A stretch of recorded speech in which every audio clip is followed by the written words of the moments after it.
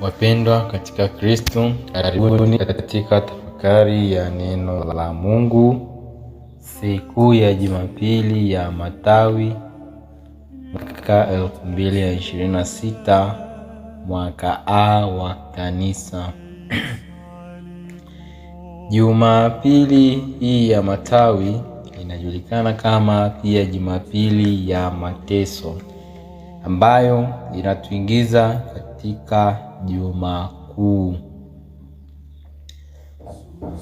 Ni wakati wa pekee ambapo tunakumbuka kwa undani na mateso, kifo na ufufuko wa Bwana wetu Yesu Kristo.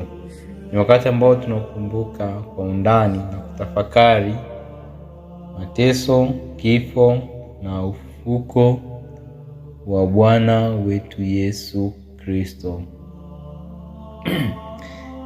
Katika Dominika hii ni siku yenye sura mbili au ina pande mbili. Upande mmoja kuna shangwe, furaha, kelele za sifa na tunaweza kusema vigelegele, walikuwa wanapiga filimbi, vifijo. Tunafahamu watu wakiwa na furaha. Na katika upande mwingine kuna mateso, kuna maumivu, kuna usaliti na kifo. Na hii ni kioo ambacho kinaakisi hata maisha yetu haya ya sasa. Katika maisha yetu yamekaa katika pande mbili, yanapita katika pande mbili. Na katika pande hizo ni pande za furaha, ni pande za mateso. Kuna wakati wa furaha na kuna wakati wa huzuni. Leo tunamwona Yesu akiingia Yerusalemu kwa unyenyekevu mkubwa. Na tunaona kabisa sio kwamba kwa kupanda farasi wala kwa nguvu za kifalme, bali kwa kupanda punda. Tunaona Yesu alipanda punda, alijinyenyekeza. Na tunaona watu wanamshangilia kwa nguvu wakisema, Hosana, Hosana mwana wa Daudi, ndiye mbarikiwa yeye ajaye kwa jina la Bwana, Hosana juu mbinguni. Wanaimba kwa furaha, wanamshangilia Bwana Yesu. Lakini punde si punde, hao waliomshangilia wanabadilika. Midomo hiyo hiyo iliyoimba kwa furaha sasa inaimba asulubiwe, inapaza sauti asulubiwe. Hii inaonyesha ni namna gani moyo wa mwanadamu ulivyo na udhaifu na usio na msimamo. Leo tunasema tunampenda Mungu, kesho tunamkataa kwa matendo yetu. Hivyo leo tunaomba kwa bidii na kesho tunasahau kabisa uwepo wake. Hivyo tunapaswa tujiulize, je, mimi ni mshabiki au mfuasi? Yesu alipokuwa anaingia Yerusalemu, alikuwa na wafuasi ndani yake na alikuwa na mashabiki. Shabiki ni mtu ambaye anabadilika hisia. Tumeona mara nyingi mtu akienda uwanjani anakuwa na furaha pale timu yake inapokuwa inafanya vizuri. Lakini baada ya muda timu yake ikinapozingua kidogo, na ile furaha inabadilika inakuwa huzuni.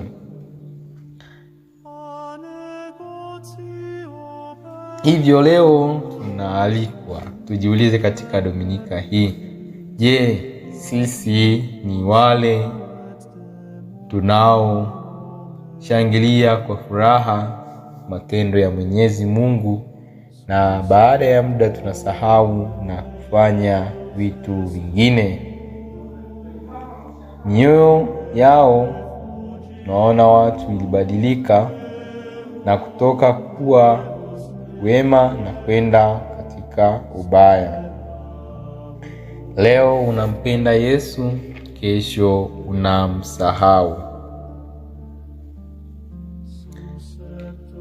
Katika Injili ya leo, katika historia ya mateso ya Yesu iliyotoka katika Injili Mathayo, tunaona mambo mbalimbali ambayo ni muhimu sana katika maisha yetu ya hapa duniani. Tunaona wahusika mbalimbali ambao kila mmoja alionyesha tabia yake ambayo ina mafunzo makubwa kwetu sisi katika maisha haya ya sasa. Tunamuona mtu wa kwanza ni Yuda Iskarioti. Yeye alimsaliti Yesu kwa kumuuza kwa vipande 30 vya fedha. Hii ni picha ambayo inaonekana katika maisha ya sasa. Utajisemea mwenyewe kwamba mimi siwezi kumuuza bwana wangu hata kama angenipa vipande vingapi vya fedha. Lakini tusisahau ya kwamba tunapoweka tamaa zetu mbele na kumkataa Mwenyezi Mungu, kukataa mafundisho ya mwana wake Yesu Kristo, tumemuuza. Yuda aliingiwa na tamaa ya pesa, akachagua pesa kuliko haki. Nasi pia tunaweza tukachagua vitu vilivyomo katika dunia hii na tukamsahau Mwenyezi Mungu, tukasahau mafundisho yake. Yamkini Jumapili badala ya kwenda kanisani, wewe unakwenda katika mahangaiko ya dunia kutafuta pesa. Hapo umemuuza Yesu. Hauna utofauti na Yuda aliyemkana Yesu kwa kumuuza kwa vipande 30, na wewe pia umemuuza Yesu. Tunapofanya dhambi kwa makusudi kwa sababu ya faida, hapo umemkana Yesu. Tunapoweka tamaa mbele kuliko Mungu, hapo tumemweka mbele. Wengi wetu leo hii tunauza imani yetu kwa vipande vya fedha, vipande vya kisasa, rushwa, tamaa, umaarufu na starehe za muda mfupi. Mwisho wa siku tunaangamia. Tunaona Yuda aliangamia, aliamua kujiondoa. Hivyo Yuda leo anatufundisha kuwa majuto bila kurudi kwa Mungu hayatoshi. Badala ya kuchukua maamuzi mazuri ya kurudi kwa Mungu na kuomba msamaha, aliona ni bora ajiondoe, ni bora ajinyonge.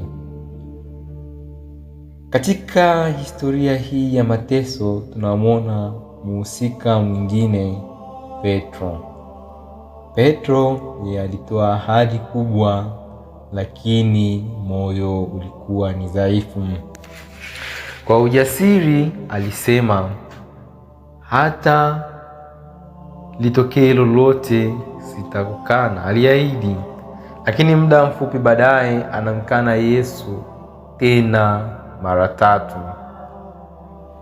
Hivyo tunaahidi kubadilika, lakini tunarudi dhambini. Tunaapa kuwa waaminifu, lakini tunashindwa na vishawishi.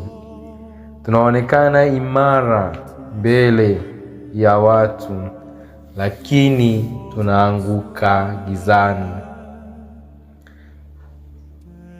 Ni mara ngapi tumeahidi katika siku ya ubatizo kwamba nitafanya jambo hili, nitaikiri imani yangu, nitamkataa shetani na mambo mengi yaliyo mazuri, lakini mwisho wa siku tunaanguka.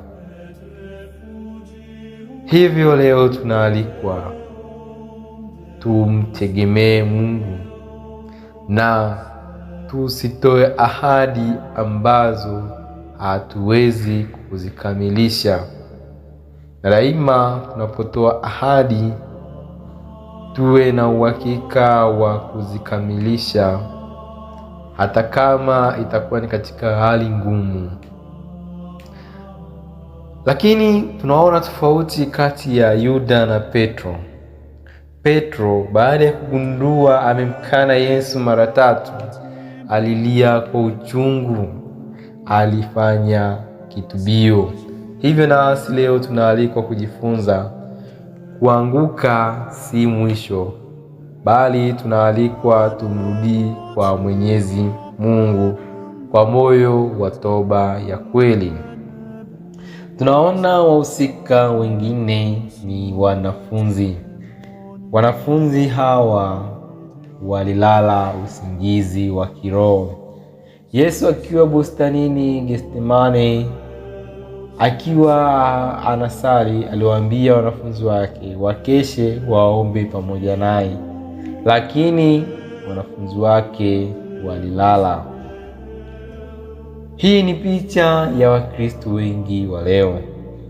Tuko usingizini, usingizi wa kiroho. Tunakosa muda wa kusali. Tunaahirisha mambo ya Mungu. Tunaona mambo ya dunia ni muhimu zaidi kuliko wokovu wetu. Na usingizi huu wa kiroho unatufanya tushindwe kupambana na majaribu. Hivyo tunaalikwa tujichunguze. Ni mara ngapi tumekuwa wavivu wa sala? Tunajitenga na Mwenyezi Mungu. Tunaamua kumwacha Yesu peke yake. Watu au wahusika wengine waangalia katika Injili hii ni watu wa Yerusalemu wasiokuwa na imani thabiti. Walimshangilia Yesu kwa nguvu, lakini walimgeuka haraka. Na katika maisha yetu ya sasa, hali hii ipo. Tunakuwa na imani ya hisia tu na si ya kweli. Tunamfuata Mungu wakati wa baraka tu. Tunatafuta miujiza. Na sasa hivi kumekuwa na msuko mkubwa.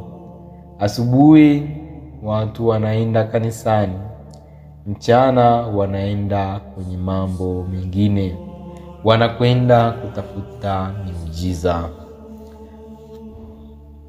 Tukipata shida tunaanza kulalamika na kuacha imani. Hivyo leo tunaalikwa tusiwe kama wale watu wa Yerusalemu. Wanasema hosana hosana mwana wa Daudi, mbarikiwa ni yeye ajaye kwa jina la Bwana, hosana juu mbinguni. Lakini muda si mrefu wanasema asulubiwe, asulubiwe. Mfano mwingine tunaopata katika hii historia ya mateso ya Yesu ni mfano wa Pilato.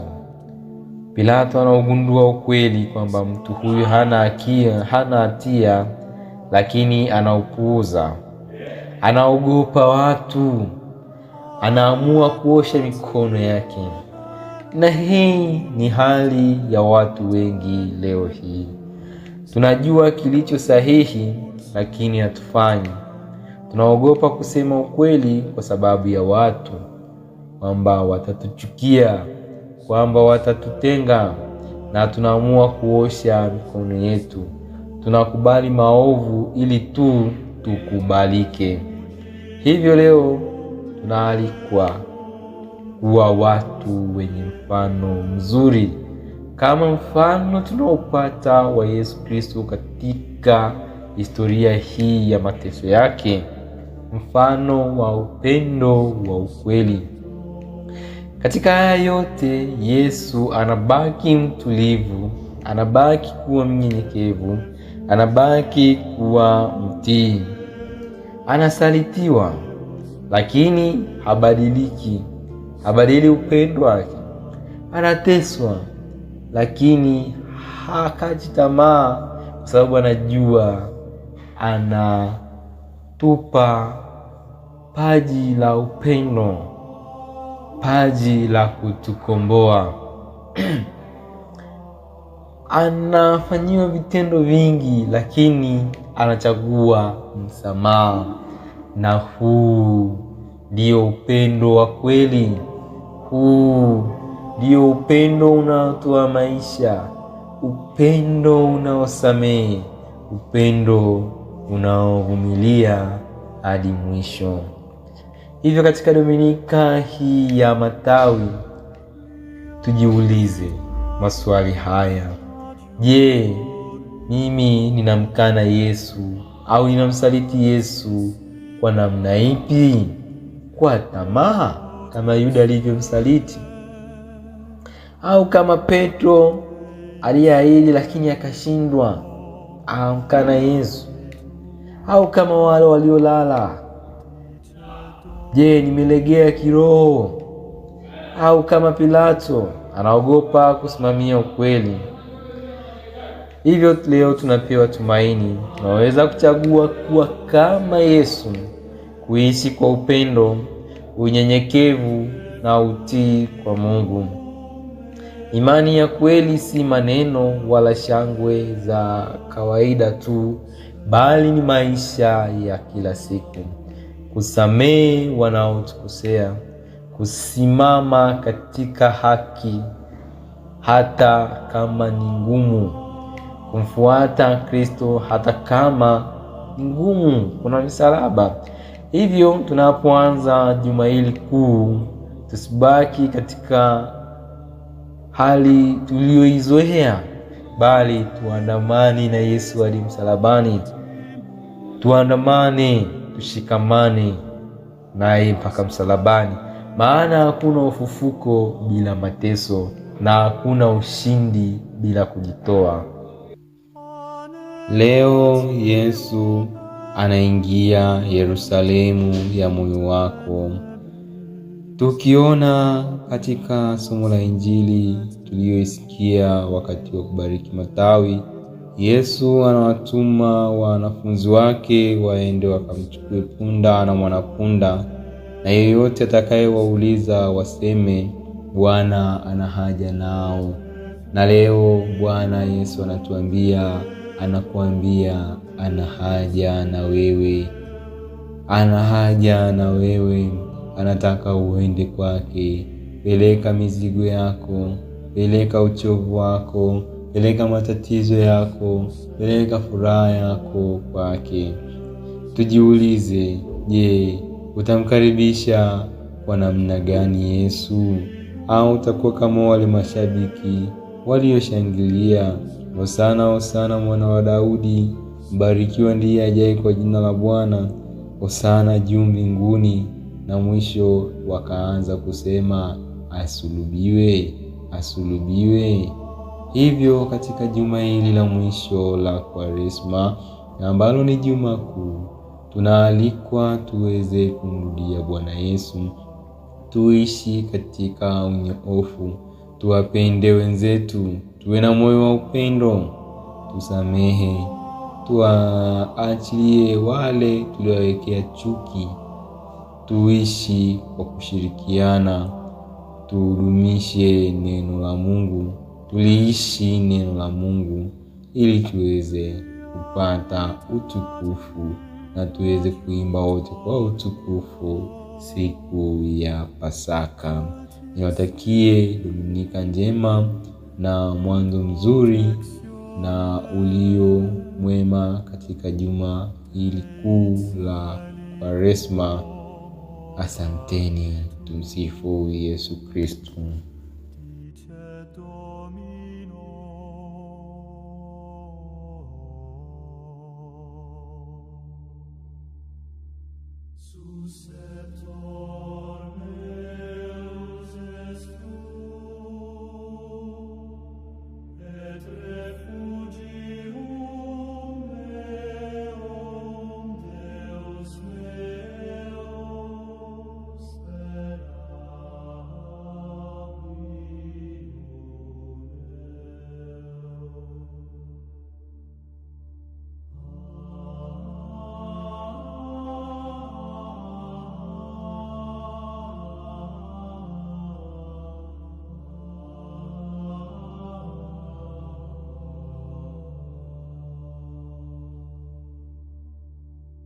Non timenis ati